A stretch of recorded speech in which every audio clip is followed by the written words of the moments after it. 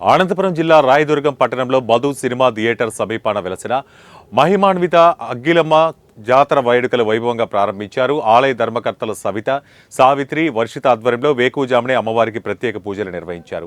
ఇతర రాష్ట్రాల నుండి సైతం భక్తులు పెద్ద ఎత్తున పాల్గొని అమ్మవారిని దర్శించుకుని మొక్కులు తీర్చుకున్నారు. వేప చీరలతో మొక్కులు తీర్చుకోవడం ప్రత్యేకంగా చెప్పవచ్చు. పోలీసులు గట్టి బందోబస్తు ఏర్పాటు చేశారు. అంటువ్యాధులు ప్రబలకుండా అమ్మవారు రాయదుర్గం పట్టణాన్ని సంరక్షిస్తోందని భక్తులు ప్రగాఢ విశ్వాసంగా నమ్ముతున్నారు.